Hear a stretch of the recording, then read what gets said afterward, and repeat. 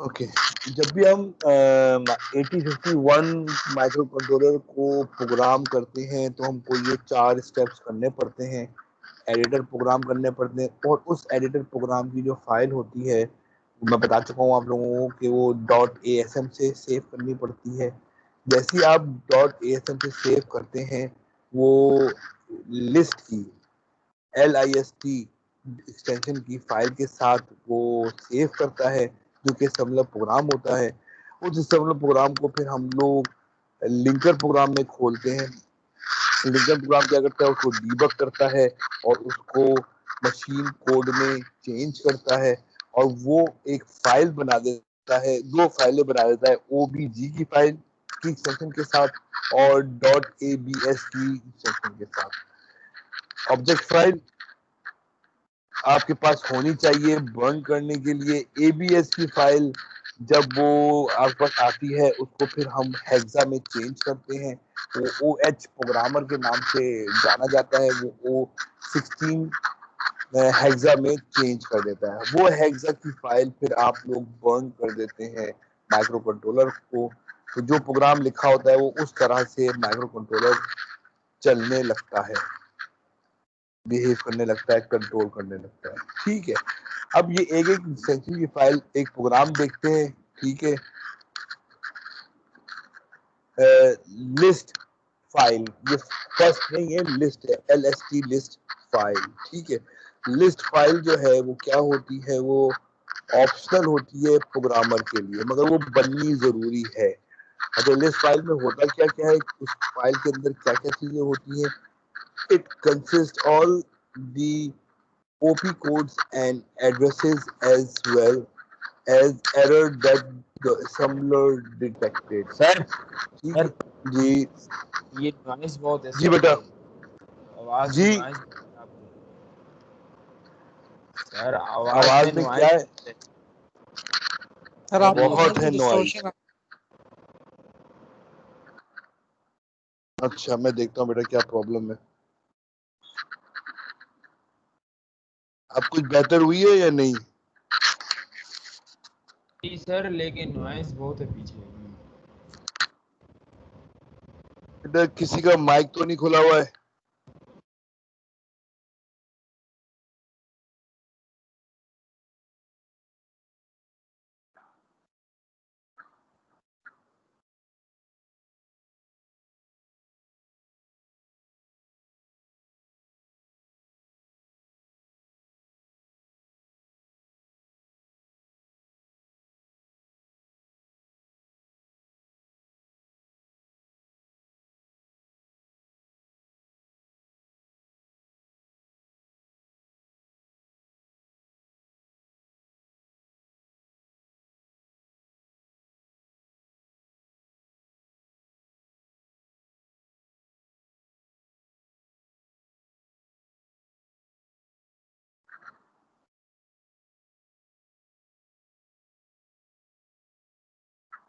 बेटा अभी भी नॉइज आ रही है।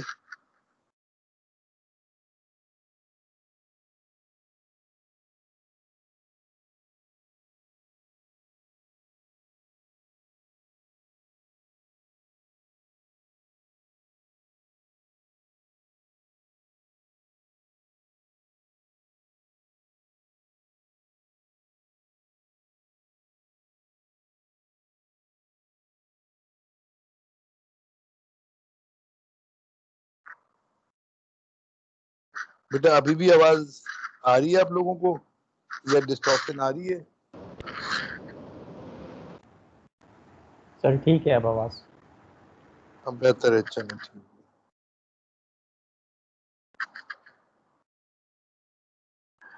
ओके ठीक है, तो इसके अंदर क्या क्या इंफॉर्मेशन होती है, OP कोड होती है।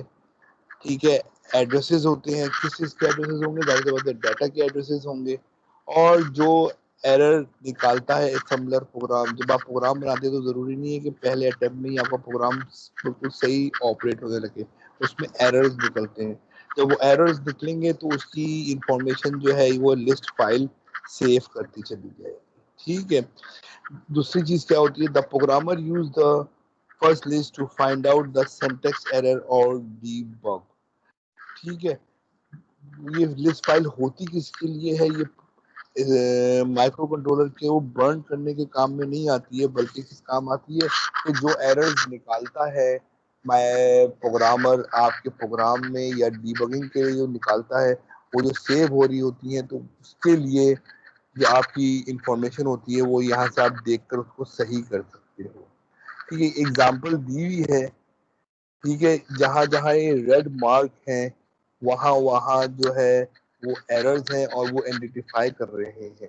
ठीक है, अब वो जाहिर बात है जब आप प्रोग्राम बनाओगे आपको खुद अपने सिंटैक्स एरर का पता होगा, तो आपको इस फाइल की जरूरत नहीं पड़ेगी। मगर जब बड़े बड़े प्रोग्राम आप भूल जाते हो कि कहाँ पे एरर हो सकता है, तो ये मार्क बता देता है कि यहाँ यहाँ एरर जनरेट हुआ था, तो आप वहां पे जाकर इसको सही कर सकते हो। लिस्ट फाइल का ये काम होता है। ठीक है, the program counter point to the address of the next instruction to be executed। और प्रोग्राम काउंटर क्या कर रहा होता है कि वो नेक्स्ट इंस्ट्रक्शन रख रहा होता है। ठीक है, किस चीज का कि नेक्स्ट इंस्ट्रक्शन क्या आने वाली।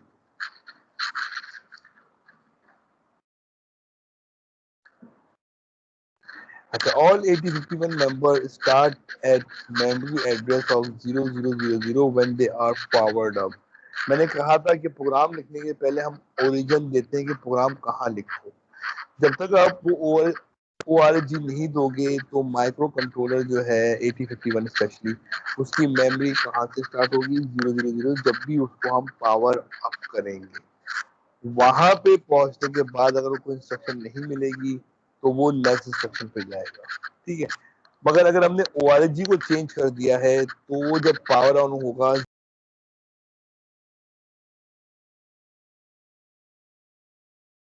अच्छा प्रोग्रामर जब भी माइक्रो कंट्रोलर पे काम करता है तो उसकी ओरिजिन जो है वो 00 पे ही रखता है, ताकि माइक्रो कंट्रोलर पावर ऑन करके डायरेक्टली वहीं पे खड़ा हुआ हो जहाँ पे ORG हो। ठीक है, द प्रोग्राम काउंटर है the value of 000। Program counter पे वैल्यू 000 होती है, वहीं पे जाता है। अगर वहां पे ओरिजिन लिखा हुआ होगा तो वहीं से स्टार्ट हो जाएगा, अगर वहां से कुछ और लिखा होगा ओरिजिन तो वो वहां पे जंप करेगा। The first OP code is burned into ROM address 000H, since this is where the 8051 look for the first instruction when it is booted। ठीक है, सिंपल सी बात लिखी हुई है कि जब भी हम माइक्रो कंट्रोलर को के ऊपर प्रोग्राम कोई सा भी प्रोग्राम बर्न करते हैं तो उसका स्टार्टिंग एड्रेस कौन सा होता है? 000। और ये 000 स्टार्टिंग एड्रेस कहाँ से मिलता है? प्रोग्राम काउंटर से। प्रोग्राम काउंटर क्या था, याद है कुछ पीछे का? कौन बताएगा मुझे?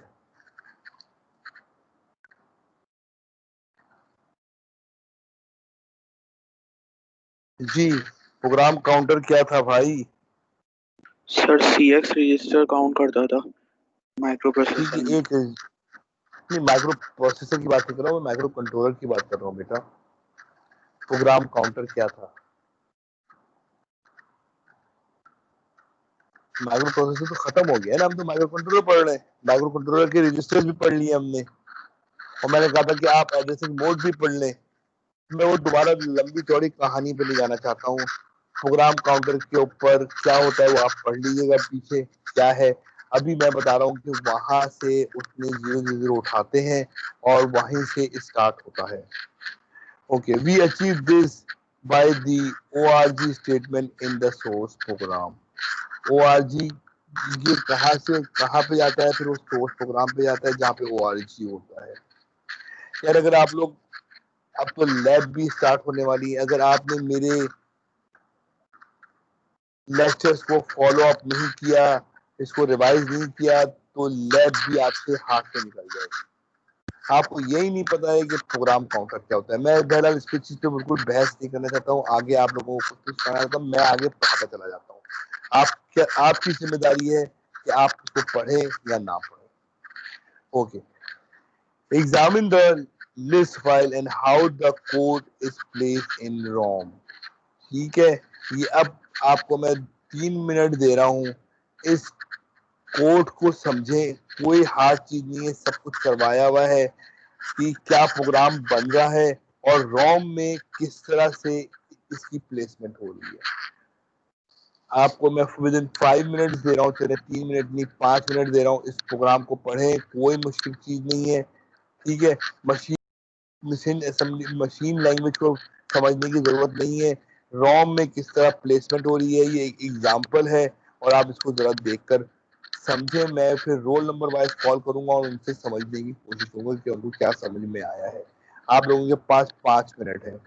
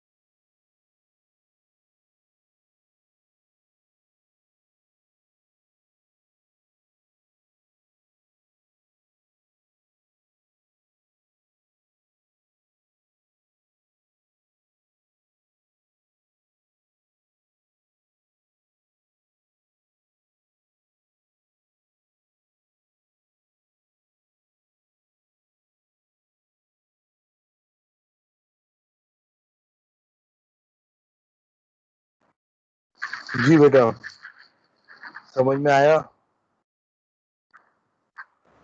Yes sir. Ali Ali Ali Haider,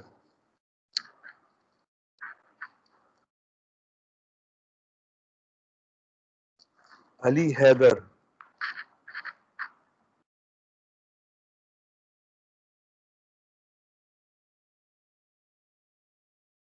roll number 2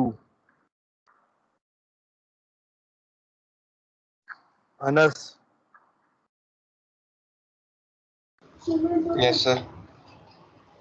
जी बताइए, क्या समझा आपने? सर ये यहाँ तक तो समझ में आ गया, लाइन नंबर 4 तक।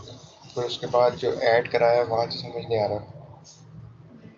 इसमें क्या समझने वाली बात है? सर वो दरअसल पिछली क्लास में नहीं थी ना मैंने, तो यहाँ से समझ नहीं आ रहा कि 2D बेटा कैसे आ गया। ब्राउजर, बेटा क्या चीज? 2D समझ नहीं आ रहा कि ये 2D कैसे हो गया। बेटा मैंने कहा था कि ये मशीन लैंग्वेज को छोड़ दीजिए, जो ओपी कोड है और जो एड्रेसेस है उनको देखकर इसमें देखें क्या हो रहा है। ये तो मैंने सर इस वो तो तरीके से तकरीबन समझ बोला में है, आता है।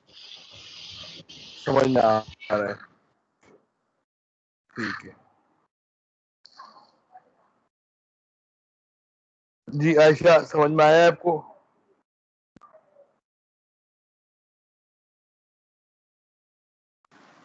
यस सर, थोड़ा थोड़ा है, बताऊं? जी बताइए। सर पहले तो हमने इनिशियलाइज करा है ओरिजिन से, ठीक है फिर हमने इसमें जो भी हमारा डाटा है वो हमने रजिस्टर R5 में हमने स्टोर करा है। इसी तरह पे हमने ठीक है। मूव ये नेक्स्ट डाटा स्टेप में भी हुआ है। ये- ठीक है, ये जो पहला वाला डाटा जो आपने मूव करवाया है, ये किस एड्रेसिंग मोड के थ्रू करवाया है? डायरेक्ट नहीं सर, डायरेक्ट, ठीक है। हाँ सर, इमीडिएट है ये? Immediate registered. ठीक है बेटा, सही है। चले आगे चलते हैं, मेरे ख्याल से काफी लोगों को समझ में आ गया होगा। अली आए वापस या एक्सक्यूज नहीं मी आए? सर। जी बोले। सर मुझे बस ये लेबल के बाद जो कमांड है ना, एस जंप, सर ये पार्ट समझ में नहीं आ रहा प्रोग्राम का। बेटा ये शॉर्ट जी जंप सर, होती है, शॉर्ट जंप कमांड शॉर्ट है ये। जंप होती है। हाँ सर इसका क्या हाँ, फंक्शन शॉर्ट होगा जंप इसमें? कमांड जंप की तरह होती है, मगर शॉर्ट जंप जब लिखते हैं जब आपके नंबर ऑफ लाइंस लिमिटेड हो, यानी कि 24K की मेमोरी के लिए तो शॉर्ट जंप यूज करेंगे। अगर यही 1 GB की जंप हो, लाइंस हो, तो हम वहाँ पे लॉन्ग जंप यूज करेंगे। तो ये डिपेंड करता है कि दोनों एक ही तरह होते हैं, एल जंप और एस जंप, शॉर्ट जंप और लॉन्ग जंप, मगर ये डिपेंड कि आप कितना लंबी जंप करवाना चाह रहे हैं। It depend on the memory. ठीक है, तो ये शॉर्ट जंप है आपकी है ही 9 लाइनों का तो प्रोग्राम है, यहाँ पे हम लॉन्ग जंप यूज नहीं करेंगे, यहाँ पे शॉर्ट जंप यूज करेंगे। Okay sir. ठीक है, अच्छा जी।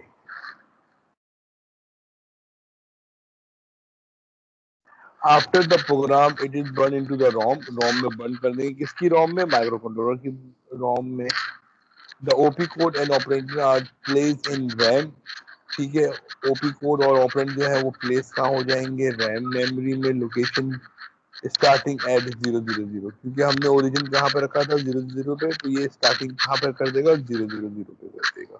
और उन्होंने ये बता दिया है कि कोड किस एड्रेस पे कौन कौन से कोड रखे हुए हैं, ये मशीन कोड है। अच्छा, ये इस पे इतनी डिटेल में जाने की जरूरत नहीं है, ये सिर्फ बताने के लिए है कि माइक्रो कंट्रोलर फंक्शन किस तरह करता है। आपसे कोई ये नहीं पूछेगा कि इस फंक्शन का या इस इंस्ट्रक्शन का कोड क्या है। ठीक है सर जी बेटा। सर आप वो शॉर्ट जंप था तो उसका जी टारगेट जी, एड्रेस क्या था? क्या मतलब? मतलब वो हमें किधर रेफर कर रहा था, यानी वो एग्जीक्यूशन को हेयर, किधर रेफर कर रहा था, दोबारा लूप कर रहा हेयर, था? हेयर, तो सर ये लिखा हुआ अपनी है ना, ही हेयर। लाइन, क्या चीज?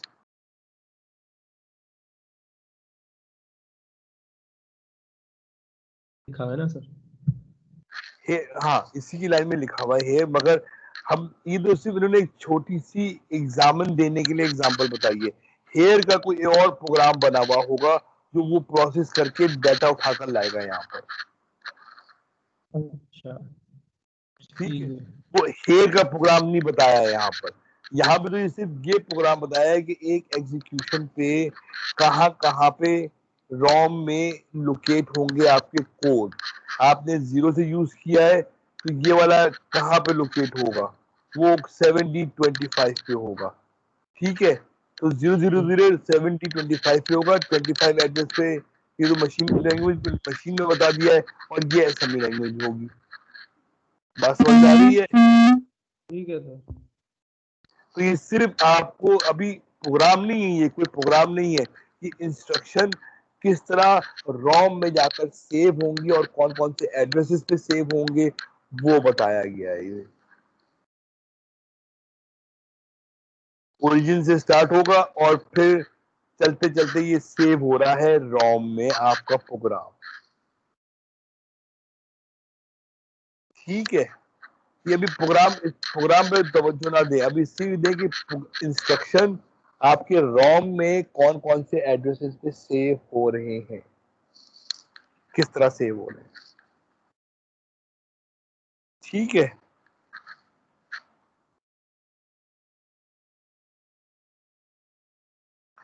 Step by step description of the action of the 8051 upon applying power on. एक छोटी सी स्टेप बाय स्टेप बताया गया है कि जब माइक्रो कंट्रोलर को पावर ऑन करते हैं तो क्या क्या स्टेप माइक्रो कंट्रोलर लेता है। When micro controller 8051 is power up the PC has 000 and ये पीसी क्या है, what is PC? Sir program counter है ये, रजिस्टर। प्रोग्राम काउंटर, हाँ, has 000 and start to fetch the first OP code from the location 000 of a program ROM। ठीक है, अब example दी हुई अपॉन ओपी कोड 7D, ये 7D कहाँ से आया है? Sir machine code. ये मशीन कोड है, ये उसी ऊपर वाले प्रोग्राम को, ऊपर वाली लाइंस को रेफर करता हुआ बता रहा है कि अगर वो प्रोग्राम आप सेव करवा रहे हो तो क्या होगा। तो OP code 7D, the CPU fetch the value of 25। ये 25 कहाँ से आया? सर ये मूव कराया था। ये मूव करवाया था। ठीक है, मैं बार बार इसलिए मेंशन कर रहा हूँ कि ये नंबर हकीकी नंबर नहीं है, ये सिर्फ उन नंबर्स को, उन एड्रेसेस को रेफर कर रहा है इन स्टेप्स में जो कि अभी हमने प्रोग्राम आपको कहा था कि आप समझें। ठीक है, प्रोग्रामिंग इंस्ट्रक्शंस को समझें और समझें कि कहाँ कहाँ एड्रेसेस पे जा रहा है। उसी तरह का कोई और आपका बनाया हुआ प्रोग्राम होगा, काम इसी स्टेप्स पे होंगे, सिर्फ नंबर चेंज हो जाएंगे, एड्रेसेस चेंज हो जाएंगे, डाटा चेंज हो जाएगा। And place into R5। Now one instruction is finished, एक इंस्ट्रक्शन फिनिश हो गई है, and then the PC is increase to point to 002 containing OP code 7F।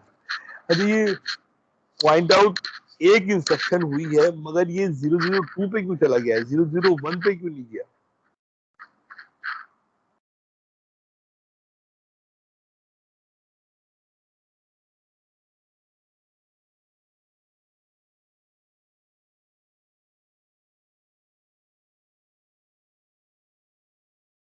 Ji sir बताएं, कौन बताएगा?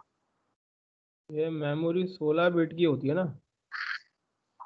वो मेमोरी 16 बिट की होती है या 8 बिट की होती है? शुरू में क्या बताया था? 8051। ये 8 जी, बिट के लिए डिजाइन है ना ये तो। 8 बिट के लिए डिजाइन है, ठीक है, मगर आपने देखा होगा कि मशीन लैंग्वेज पे 16 बिट हमने सेव करवाया हुआ था, तो वो 8 बिट की दो रजिस्टर लेगा। जब 8 बिट के दो रजिस्टर लेगा या दो लोकेशन लेगा तो जाहिर सी बात है आपका प्रोग्राम काउंटर कहाँ पहुंच जाएगा? 2 स्टेप के बाद। बात समझ में आ गई? Sir yes sir. ठीक। Upon the executing of OP code 7 up, the value of 34H is moved to into R7 और फिर वो इंक्रीज कर देगा कितने पे 4 पे। ठीक है, इसी तरह कंटिन्यू करता चला जाएगा। फिर आखिर में आकर क्या करेगा, the instruction at location 004 is executed and now PC program counter is 0006। After the execution of the 1 byte instruction, the location 006 PC is equal to 7। क्यों? क्योंकि आखिरी वाली जो है ना वो 2 स्टेप की है नहीं, वो एक ही स्टेप की है। इस वजह से 1 बाइट वाली जो एग्जीक्यूशन होगी तो 1 स्टेप लेगी, अगर 2 बाइट वाली होगी तो 2 स्टेप लेगी। Upon the execution of this 1 byte instruction at 007 PC increase to 008 क्योंकि ये भी 1 बाइट का है। The process is gone on until the instruction are fetched and executed। ये प्रोसेस चलता रहेगा जब तक सारे इंस्ट्रक्शन फैच ना हो जाए और एग्जीक्यूट ना हो जाए। The fact that program counter point at the next instruction to be executed explains some microprocessor call it in the instruction pointer। ठीक है, अब वो हेयर के मुतालिक बता रहा है कि कॉल कर रहा होगा। अब ये थोड़ी सी मेमोरी बताई हुई है। No member of 8051 family can access more than 64 byte of op code. Op code क्या होते हैं? Operation code. यानी कि 8051 के लिए लाजमी है कि आपका प्रोग्राम 64 किलोबाइट के अंदर 64 किलोबाइट के अंदर होना चाहिए। The programme counter is a 16 bit register और प्रोग्राम काउंटर कितना होता है? वो 16 बिट रजिस्टर होता है, सिर्फ ये वाहिद रजिस्टर है। 8751 उसकी मेमोरी ये साइज है। अच्छा जी, 89C 420 से 30 तक /30 उसकी मेमोरी साइज ये है। और मगर आप जब भी देखेंगे ये 64K से ज्यादा बड़ा नहीं होगा ओपी कोड के लिए। सही है, क्लियर है ये?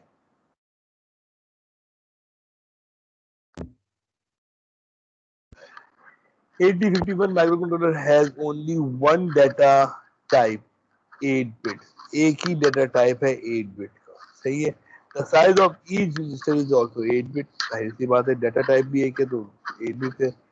It is the job of programmer to break down data larger than 8 bit। ये प्रोग्रामर की जिम्मेदारी है कि अगर 8 बिट से बड़ा डाटा यूटिलाइज करना चाह रहा है तो उसको ब्रेक डाउन करे।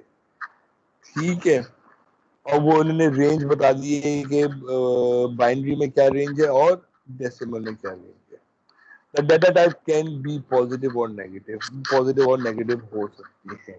8051 फैमिली की मुतालिक बता रहे हैं। अच्छा, the dB directive is the most widely used data directive in the assembler। जब भी आप प्रोग्राम बनाएंगे तो ये डीबी जो है वो सबसे ज्यादा इंपॉर्टेंट का हामिल है। ठीक है, सबसे ज्यादा यूज किया जाता है। अच्छा, ये डाटा टाइप है। It is use to define a 8 bit data. ठीक है, जिसका आप लोग जावा में या सी में स्ट्रिंग को डिफाइन करने के लिए क्या करते थे?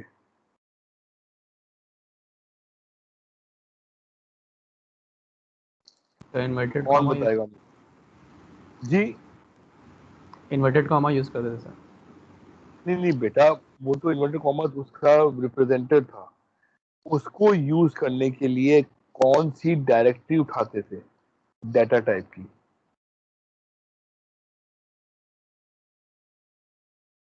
वो पता क्या चलता था उसको कि ये स्ट्रिंग उठा रहा हूं मैं या मुझे स्ट्रिंग उठाना है।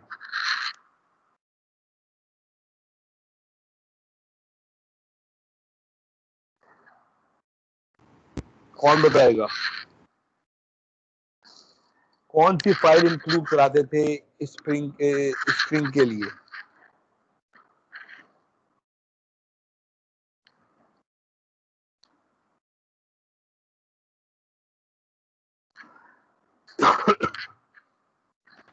सर याद नहीं आ रहा। string.h अच्छा, हेडर फाइल। खैर डाटा फाइल सर भाई हेडर वो, फाइल ना string.h की। हाँ तो वो हेडर फाइल, वो डाटा हेडर फाइल का नाम क्या होता था? Sir string.h। अच्छा, खैर आप लोगों को अभी याद नहीं आ रहा, रहने दीजिए आप। मगर यहाँ पे असेंबली के लिए क्या करना पड़ेगा हमको? अगर 8 बिट का डाटा को डिफाइन करना पड़ेगा तो यहाँ पे भी हमको डीबी यूज करना पड़ेगा। डीबी का मतलब क्या होता है कि 8 बिट डाटा आप यूटिलाइज करना चाह रहे हैं अपने प्रोग्राम में। It is use to define a 8 bit data. When DB is used to define data, the number can be in decimal, binary, hexa और ACL फॉर्मेट। ये तीनों चारों फॉर्मेट में हो सकते हैं, ठीक है। मगर आपको बताना पड़ेगा कि आपका इस वक्त क्या मतलब है। इस तरह प्रोग्राम में देख लेते हैं। DB एक डाटा डिफाइन किया हुआ है 28, ठीक है। ये क्या लिखा हुआ है? The assembler will convert the numbers into hex। अगर आपने एक डायरेक्ट नंबर लिख दिया है, ये इसको डेसिमल समझेगा और डेसिमल समझने के बाद इसको क्या कर देगा? क्या कर देगा? हेक्सा में हेक्सा में कन्वर्ट कर देगा, कन्वर्ट कर देगा। ठीक है। एक दूसरा डाटा है डीबी, ये यहाँ पे बी लिखना लाजमी है ताकि ये इसको ये बाइनरी समझे, ठीक है। एच लिखना लाजमी है ताकि ये क्या समझे? हेक्सा। और इन्वर्टेड कॉमास के अंदर जो लिखा हुआ होगा वो क्या होगा? ASCII, ठीक है। और जो भी इन्वर्टेड कॉमास में होगा वो करेक्टर होगा ACSSI। यानी कि वो M कैसे समझेगा, Y कैसे समझेगा, वो इस तरह समझेगा कि आपने इसको इन्वर्टेड कॉमास में दिया हुआ है।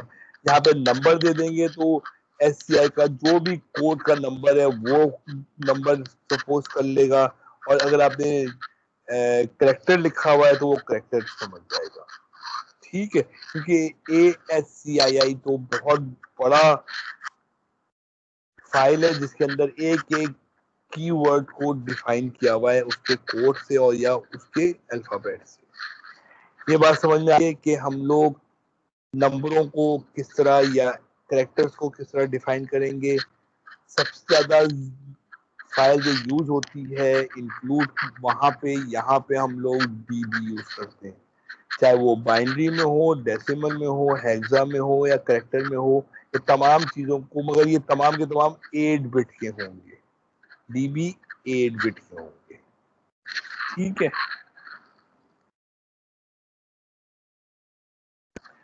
ORG क्या होता है? ओरिजिन मैंने बता चुका हूँ कि ओरिजिन होता है the ORG derivative is used to. अच्छा, वहां पे हम लोग इंक्लूड करवाते थे, ठीक है। यहाँ पे हम वो जो जितनी भी फाइल जो करवाते हैं उनको हम क्या बोलते हैं? डेरिवेटिव, ठीक है। यहाँ पे क्या होता है? डीबी एक डेरिवेटिव है जो कि 8 बिट डाटा को डिफाइन करने के लिए होता है। ORG एक डेरिवेटिव है जो कि ओरिजिन को डिफाइन करने के लिए होता है। ये मेन डेरिवेटिव जो हर प्रोग्राम में लिखे जाएंगे, इनके बगैर प्रोग्राम पूरा कंप्लीट नहीं होगा। डाटा भी डिफाइन करना पड़ता है हमको, ओरिजिन भी डिफाइन करना पड़ता है, और एक एंड नीचे आ रहा है उसको भी डिफाइन करना पड़ता है। मगर वो देखते जाते हैं कि क्या क्या चीजें ये डिफाइन करनी पड़ती है। The ORG derivative is used to indicate the beginning of the address. The number that comes after ORG can be either in hexa and decimal. If the number is not followed by the H, it is decimal and the assembler will convert into the hex. अगर आपने H नहीं डाला तो वो उसको decimal consider करेगा और hex में convert कर देगा। और अगर आप hex से ही start करना चाह रहे हैं तो आपको या प्रोग्रामर को H डालना पड़ेगा, ठीक है। इसी तरह डेरिवेटिव एक और भी है, and this indicate the assembler to the end of the source ASM file. Source file, सबसे पहले तो सोर्स फाइल बनाएंगे। वो कहाँ बनाएंगे? एडिटर में। एडिटर उस वक्त तक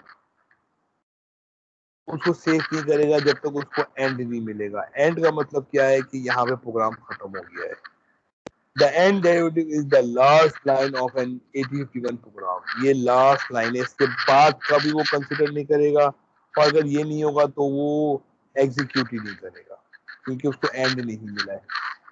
mean that it is the code. Anything after that ends derivative is ignored by the assembler. assembler सबको इग्नोर कर देगा अगर जब आपने ये एंड लिख दिया है तो. और इक्वेट, ठीक है. इक्वेट क्या है? This is use to define a constant without occupying a memory location. ठीक है, एक मेमोरी जाहिर बात है सेव तो होगा कहीं ना कहीं, ठीक है, कहीं ना कहीं सेव तो होगा, मगर हमको उस नंबर की कोई लोकेशन देने की जरूरत नहीं है. वो मेमोरी टेम्परेरी तौर पे अगर हमको कोई चीज सेव करवानी है, ठीक है, तो हम इक्वेट डीबी यूज करते हैं, यहाँ पे इक्वेट यूज करेंगे टेम्परेरी तौर पे. ठीक है, वो मेमोरी में जाकर सेव नहीं होगी. The equate derivative does not set aside storage for a data item but associate a constant value with a data label. First करें, मैं आपसे बनवाना चाहता हूँ कि 3 का टेबल बना दो.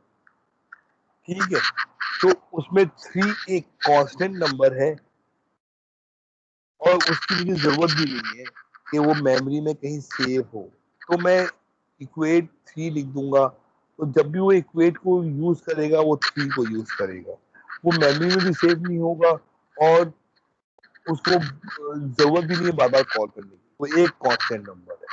When the label appears in the program, its constant value will be substituted for the label. ठीक है, उस लेबल के बजाय वो एक कांस्टेंट नंबर आ जाएगा, वैल्यू आ जाएगी जो आप चाहते हैं. जिस तरह फर्ज करें मैं एक मार्कशीट बनाना चाहता हूँ. ठीक है, उस मार्कशीट में जो है आपका रोल नंबर और आपका नाम हर सब्जेक्ट के लिहाज से कांस्टेंट रहेगा. तो मैं आपका नाम और रोल नंबर इक्वेट को करके कर दूंगा, तो जब भी आपकी मार्कशीट निकलेगी या नंबर आएंगे तो वो 2 चीजें तो कांस्टेंट है. ठीक है, उसके अलावा मुझे और क्या इक्वेट करना पड़ेगा? आपके सेमेस्टर के सब्जेक्ट. ठीक है, एक बच्चे के दूसरे बच्चे से सब्जेक्ट तो चेंज नहीं हो सकते, वो सेम रहेंगे. ठीक है, तो वो भी इक्वेट हो सकती है. जो चीज एक प्रोग्राम में बार बार रिपीटेशन पे आ रही है और वो सेव करने की भी जरूरत नहीं है, तो हम उसको इक्वेट के रजिस्टर में डाल देते हैं ताकि जब भी वो लेबल में, सॉरी रजिस्टर में नहीं, लेबल में डाल देते हैं ताकि जब भी वो लेबल कॉल हो तो वो कांस्टेंट वैल्यू उठ के आ जाए. क्लियर है? अभी इन्होंने देखें ये एक एग्जांपल दी इक्वेट की. Assume that there is a constant used in many different places in a program and the programmer want to change its value throughout. ठीक है, अब क्या कर रहा है वो? By the use of equate, one can change it once and the assembler will change all of its assembly. Count equate 25. अब ये 25 एक कांस्टेंट नंबर बन गया है जो कि जहां जहां मैं काउंट यूज करूंगा वहां पे वो 25 उठ के आ जाएगा. अब मुझे यहाँ पे 25 डालने की जरूरत नहीं है, मुझे पता है कि मैं यहाँ पे काउंट लिख दूंगा. काउंट किसके बराबर है? इक्वेट 25 के बराबर है, तो R3 में 25 आ जाएगा. ठीक है, मैं चाह रहा हूं कि अच्छा ये छोटे प्रोग्राम पे आपको समझ में नहीं आएगा. आपको यार यहाँ पे 25 डायरेक्ट लिख दो, 2 लाइनें 25 डायरेक्ट लिख दो. अगर R4 में भी डालना है तो 25 डायरेक्ट लिख दो, बिल्कुल सही बात है. मगर जब आप बड़े प्रोग्राम पे जाएंगे, 100, 150, 200 लाइनों पे जाएंगे, ठीक है, तो आपको नंबर बार बार डालने की जरूरत नहीं है, आप सिर्फ काउंट लिख दोगे. अच्छा, अब उसी प्रोग्राम को जैसे मैंने बोला कि 3 का टेबल बनाना है, मैं कहूंगा यार आप 5 का टेबल बना दो, तो आप पूरा प्रोग्राम पे 5 नहीं लिखोगे, आप सिर्फ यहाँ पे 5 लिख दोगे. तो यहाँ पे 5 लिखने से क्या होगा कि जहां जहां वो आपको 5 चाहिए होगा वो खुद ब खुद रिप्लेस कर देगा. हर एक जगह पे आपको लिखने की जरूरत नहीं. अगेन मैं ये बता रहा हूँ कि ये कहाँ पे फायदेमंद होता है, ये वहां पे फायदेमंद होता है जहाँ पे बहुत बड़े बड़े प्रोग्राम होते हैं। 10, 15, 20, 25 लाइनों के प्रोग्राम पर इक्वेट की जरूरत नहीं पड़ती है। ठीक है, 100, 150, 200, 250 लाइनों के जो प्रोग्राम होते हैं या उससे भी बड़े जो प्रोग्राम होते हैं वहां पे इक्वेट की जरूरत पड़ती है। आप एक एक लाइन को चेक करने की जरूरत नहीं है। आपने जहाँ पे भी इक्वेट डाला हुआ है वहां पे नंबर चेंज कर देंगे तो तमाम के तमाम चेंज। क्लियर हो गई? Yes sir. अच्छा, अब जो हम लोग माइक्रो प्रोसेसर के बारे में पढ़ रहे थे, जाहिर सी बात है हमने रजिस्टर्स पढ़ लिए, सब कुछ पढ़ लिए, तो यहाँ पे भी वो फ्लैग और SW PSW रजिस्टर्स हैं जो कि पढ़ना लाजमी है, जिनकी वजह से हम लोग अपने प्रोग्राम यूटिलाइज और अच्छी तरह यूटिलाइज कर सकते हैं। The program status word PSW, ठीक है, register also referred to as a flag register in an 8-bit register, ठीक है, जिसको हम लोग फ्लैग रजिस्टर्स बोलते थे कहाँ पर, प्रोसेसर में। यहाँ पे PSW बोलते हैं, प्रोग्राम स्टेटस वर्ड, यानी कि प्रोग्राम एक ऐसा रजिस्टर बना दिया है जहाँ पे आपकी जो एग्जीक्यूशन हो रही है, प्रोसेसर हो रहा है, प्रोसेस हो रहा है, वो प्रोसेस किस स्टेज पे है उसकी सारी इंफॉर्मेशन प्रोग्राम स्टेटस वर्ड पे आएगा, जैसे कि प्रोसेसर में आता था। ठीक है, 8-बिट रजिस्टर है मगर ओनली 6 बिट्स आर यूज, सिर्फ 6 बिट यूज होते हैं, बाकी जो क्या होते हैं 2 वो यूज नहीं होते हैं। प्रोसेसर में कितने बिट का रजिस्टर था फ्लैग?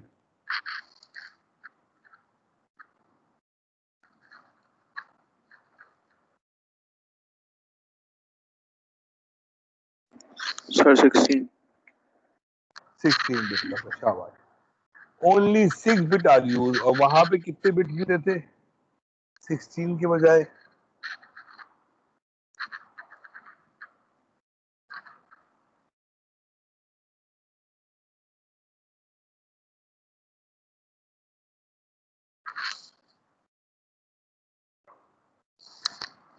कितने यूज होते भाई?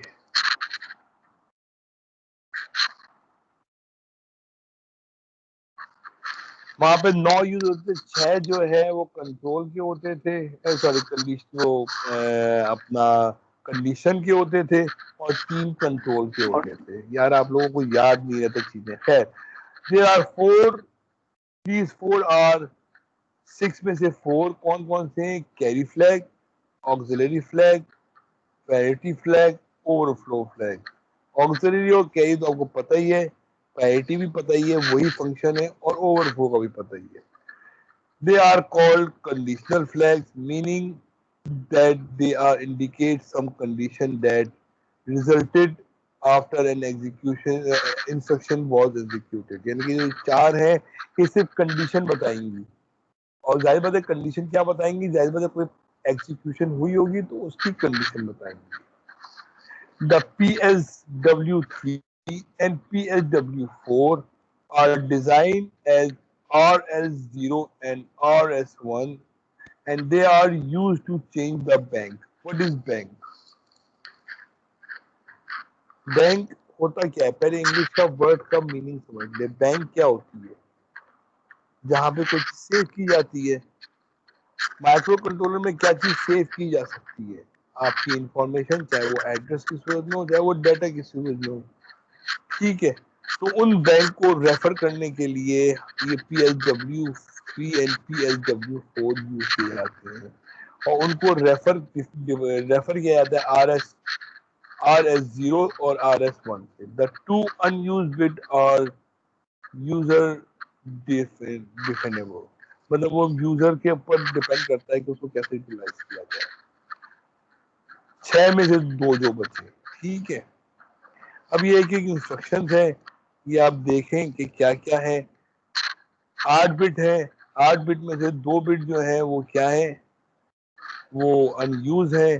पहली वाली बिट जो MSB पे है वो कैरी फ्लैग है, ऑक्सिलरी फ्लैग है। ठीक है, उसके बाद F0, ठीक है, ये हमने डिफाइन नहीं किया हुआ है।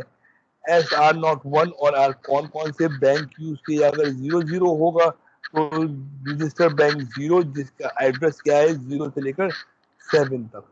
01 पे रजिस्टर बैंक 1 हो जाएगा और ये 8 से लेकर 08 से लेकर 0F तक है। ये एड्रेसेस भी दिए हुए। बैंक 3 का रेंज क्या है 10 से 17 हेक्सा में, और बैंक 4 का क्या है 18 से लेकर 1F। तो 4 बैंक है, चारों बैंक के एड्रेसेस दिए हुए, और उनको कैसे सिलेक्ट किया जा सकता है वो यहाँ से बताया जाएगा। RS0 PS3 है, RS1 PS4 है, जैसे कि यहाँ पे लिखा हुआ है। क्लियर हो गई बात?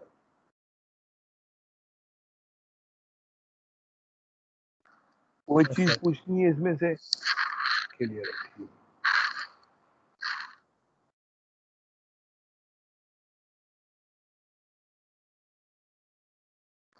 Instruction can affect flag bit. अच्छा, ये कुछ इंस्ट्रक्शंस दी हुई हैं, उन इंस्ट्रक्शन की वजह से क्या क्या चीजें अफेक्ट हो सकती हैं वो आप देख लीजिए। मैं आपको फिर 5 मिनट देख रहा हूँ और मैं इस पर डिस्कशन करूंगा कि ये आप कैसे कह सकते हो कि ये अफेक्ट हो रही है और कि ये अफेक्ट नहीं होगी। एक एक इंस्ट्रक्शन को गौर से देखें। आपको 5 मिनट दे रहा हूँ और आप मुझे बताएं कि ये अफेक्ट हो भी रही है कि नहीं हो रही है।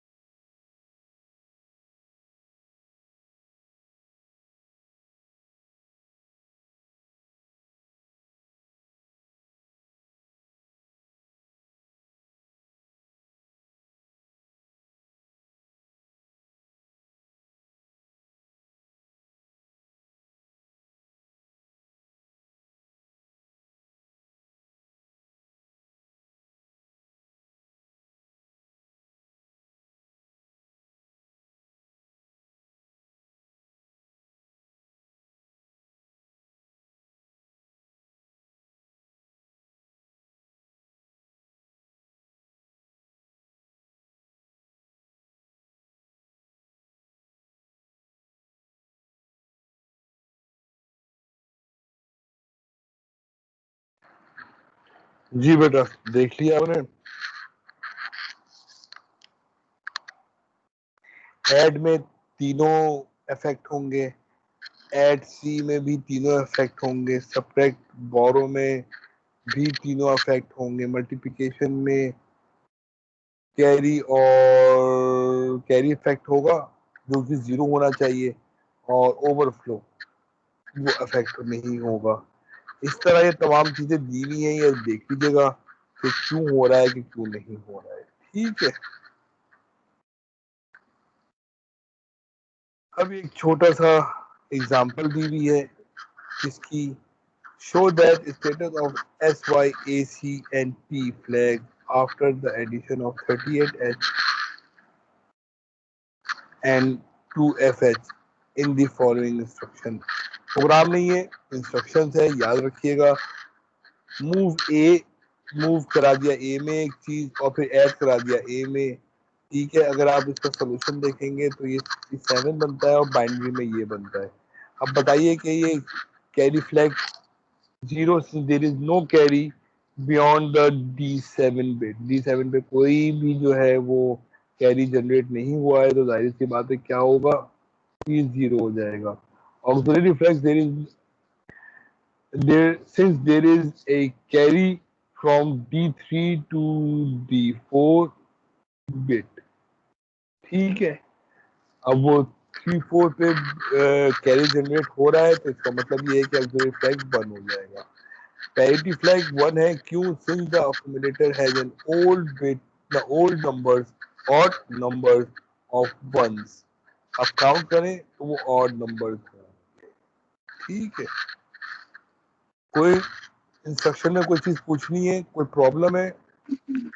सर सर प्रोसेसर में तो parity flag even number of ones पे 1 होता था। जी बिल्कुल, सर इसका फंक्शन अलग है।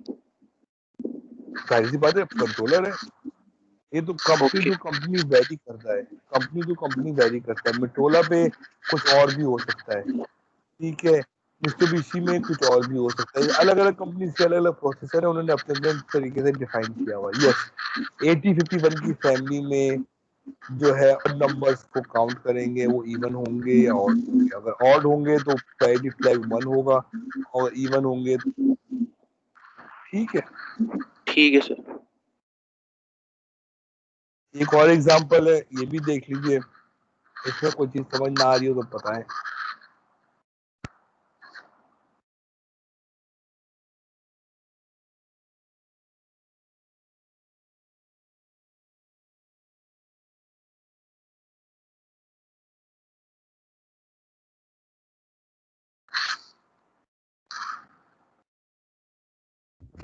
सर यहाँ पे ओवरफ्लो भी सेम तरह से काम करेगा क्या, जैसे पहले कर रहा था? जी बिल्कुल,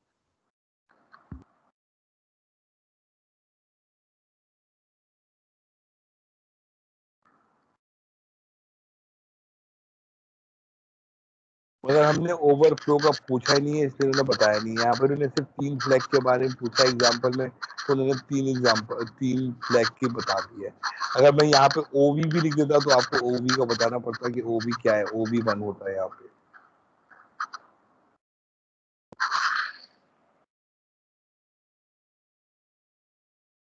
ये एक और एग्जांपल है, ये भी देख लीजिए।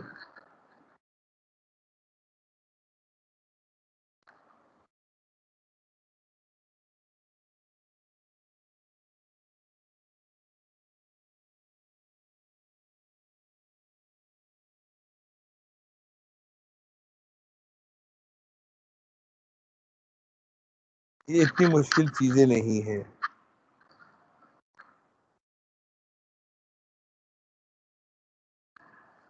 ओके, वहां पे स्टैक सेगमेंट था, स्टैक रजिस्टर था, वो काम क्या करता था?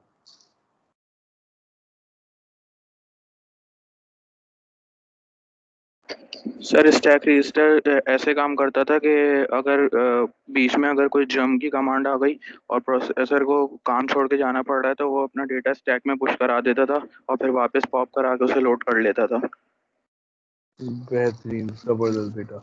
यहाँ पे भी एग्जैक्टली इसी तरह का है। ठीक है, there are 128 byte of RAM in the 8051, sign addresses 0027HF। ठीक है, अच्छा, ये 128 की मेमोरी होती है हमारे पास। अब उसमें जो है आपका अलग अलग बैंक और अलग अलग स्टैक होते हैं। 120 are bar divided into 3 different group as follows. उस 128 को 3 में डिवाइड कर दिया है। किस किस में? A total of 32 bytes from location 002 to 1F hexa are set aside to a register bank and the stack। 32 को हमने डिफाइन कर दिया, 32 डिफाइन कर दिया, वो रजिस्टर बैंक्स हैं। रजिस्टर बैंक, कितने रजिस्टर बैंक हैं हमारे पास? अभी फिलहाल हम पढ़ के आए 4। और वो डिफाइन कैसे होते हैं? वो पीएसडब्ल्यू से डिफाइन होते हैं। पीएसडब्ल्यू क्या है? प्रोग्राम स्टेटस वर्ड, ठीक है। अच्छा, और इन 30 जो हमने डिवाइड किया, इसमें 4 बैंक्स भी हैं और स्टैक भी है। A total of 16 bytes are from location 20H to 2FH are set aside a bit addressable read write memory। जो भी आप रीड राइट मेमोरी के लिए करोगे, एक एक बिट पे कितनी बिट बन गई? 16 बिट बन गई। उस पर हम अपना डाटा सेव कर सकते हैं या उसको कमांड दे सकते हैं।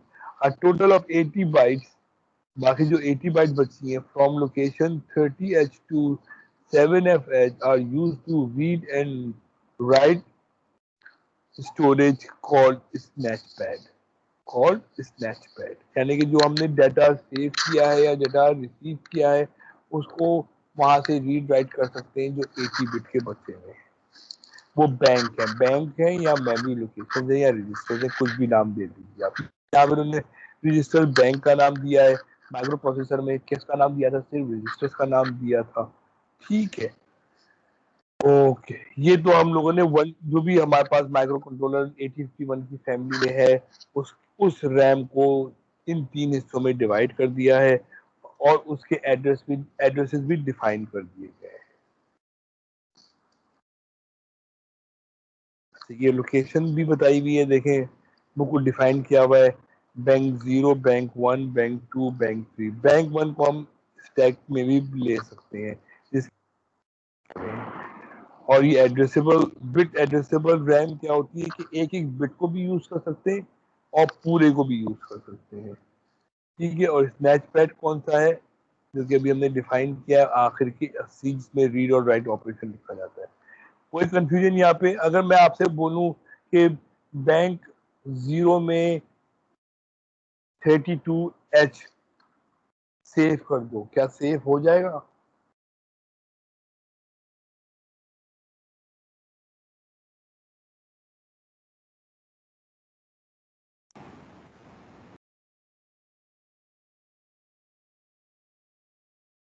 जी,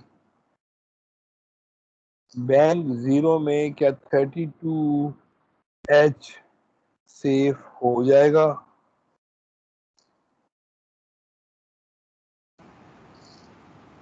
नहीं होगा सर। क्यों? सर वो 16 बिट हो जाएगा हेक्सा। तो यहाँ पे वो 2 लोकेशन ले लेगा, 0 और 1 की लोकेशन ले लेगा। यहाँ पे तो 7 Yes. लोकेशन है ना। Yes sir. यस सर क्या? यस सर, हो जाएगा। मैं गलत समझा उसको। तो ठीक है। अच्छा, ये 0 से 7 सिर्फ एक लोकेशन नहीं है। 0 की 8 बिट, 1 की 8 बिट, 2 की 8 बिट और 7 तक 8 बिट। आप बात समझ रहे हो? ये स्क्वायर है, 2D है, ये 3D मतलब 1D नहीं है, ये 2D है। 0 पे पूरा 8 बिट का एक डाटा आ सकता है, 1 पे पूरा 8 बिट का एक डाटा आ सकता है, 3 का पूरा 8 बिट का एक डाटा आ सकता है। मैंने कहा 34H 16 बिट का डाटा है, उसको ब्रेक करके 2 लोकेशन दे सकते हैं बैंक 0 में, ठीक है। बात सर। क्लियर हो गई है? ओके।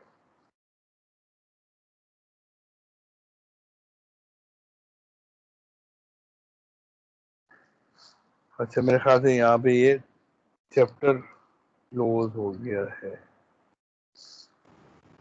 चले, सर ये अटेंडेंस वैसे भी 50 जी बेटा, सर ये अपलोड कर दिएगा ये फाइल।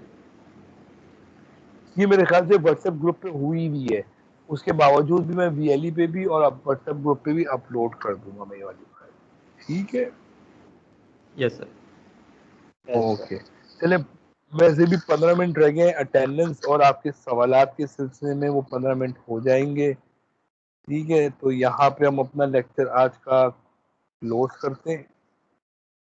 ठीक है, और यहाँ पे ये भी हम क्लोज करते हैं।